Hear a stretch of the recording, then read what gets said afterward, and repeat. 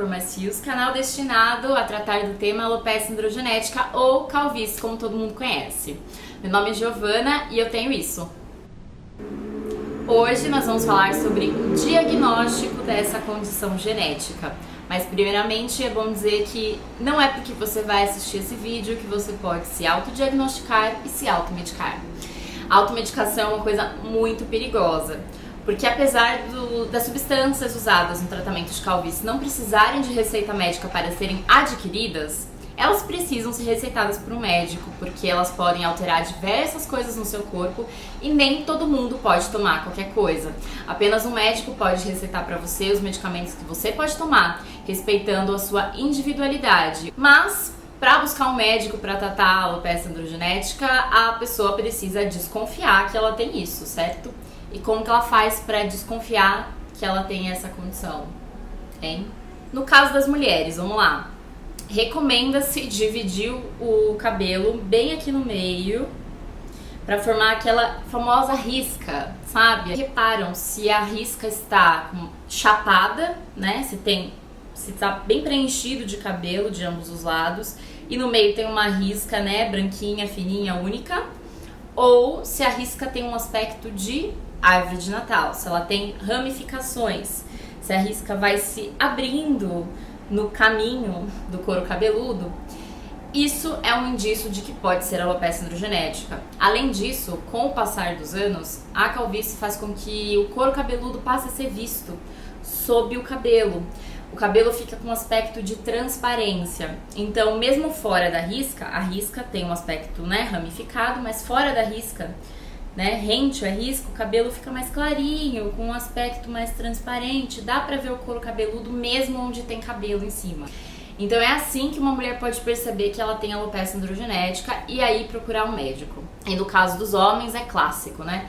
A entrada vai afinando, né? Os cabelos das entradas vão afinando e a entrada vai aumentando. E aqui na coroa acontece a mesma coisa. E aí, se você desconfiou, por isso que tudo que eu falei, que você tem alopecia androgenética, o que você faz? Chora? Não. Vai atrás de um médico. E atrás de qual médico você deve ir? De um dermatologista, ou um médico tricologista, ou ainda um outro médico com uma outra especialidade, como por exemplo um cirurgião plástico que faz tratamento de calvície e faz transplante capilar. Transplante capilar é um tema bem interessante também, hein? Vamos falar em outro vídeo. Vamos voltar aqui pro diagnóstico. Então você chega lá na consulta e o médico geralmente vai saber que você tem alopecia androgenética apenas de olhar o seu cabelo, reparando nessas coisinhas que a gente falou. O médico já tem esse olhar treinado para ver essas diferenças. Mas além disso, alguns exames podem ser solicitados por ele para confirmar o diagnóstico ou então complementá-lo e excluir algumas outras questões que podem estar relacionadas ali com a perda de densidade capilar. Quais podem ser esses exames? A tricoscopia, que é um exame, o médico coloca no seu couro cabeludo um aparelhinho que tem uma lente que aumenta em muitas vezes mais o seu couro cabeludo e ele pode ver no monitor a relação de fios mais grossos, mais finos que você tem e a quantidade de fios por folículo. Porque uma pessoa normal tem em média 3 fios por folículo. Uma pessoa com calvície, ela vai perdendo a quantidade de fios e acaba que os folículos produzem um fio apenas, em vez de 3. Então dá pra ver isso na lente de aumento. A olho nu não dá pra perceber esse tipo de coisa, então esse exame é muito importante. Alguns médicos conseguem fazê-lo durante a consulta mesmo, porque eles já têm esse equipamento no consultório. Outros podem pedir que você faça esse exame em outro lugar, em um laboratório especializado. Outro exame muito comum também é o tricograma. Neste exame, alguns fios, em torno de 100, eu sei, difícil, são arrancados na marra do couro cabeludo do paciente ou então cortados rente à raiz.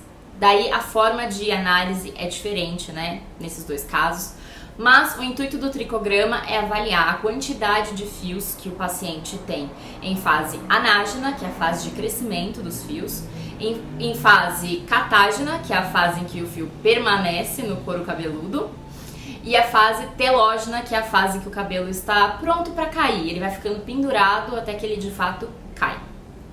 Então, essa relação ajuda a entender se está correndo ali, por exemplo, uma queda, se está havendo um eflúvio telógeno, se muitos fios estão ao mesmo tempo na fase de queda. Guarda essa informação aí.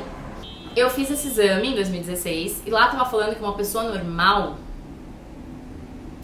tem em torno de 1 fio fininho para 8 fios grossos.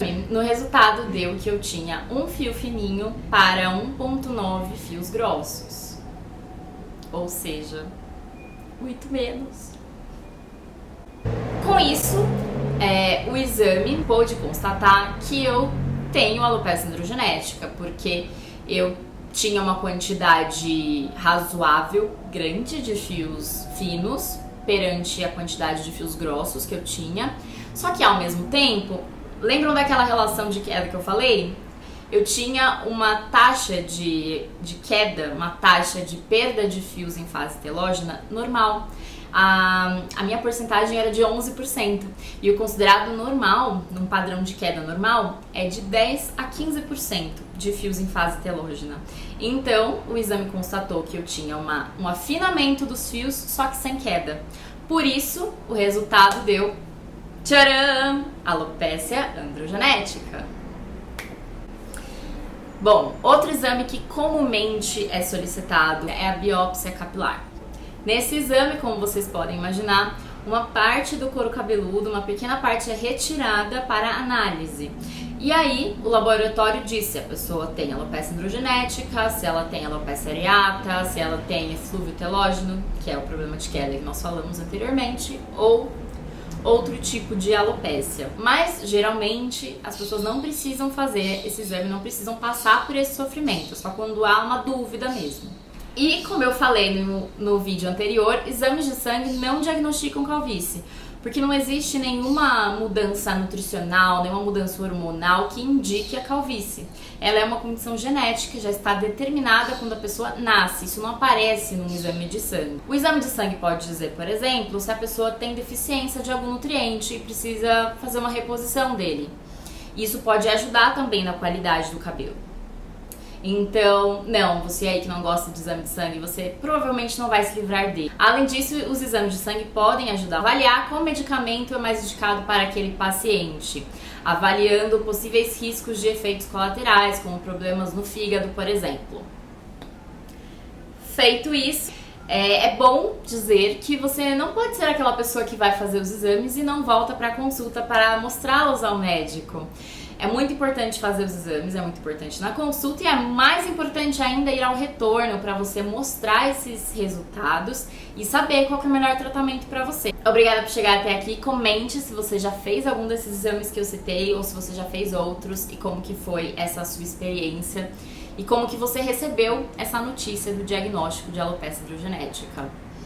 Este é um tema para um próximo vídeo.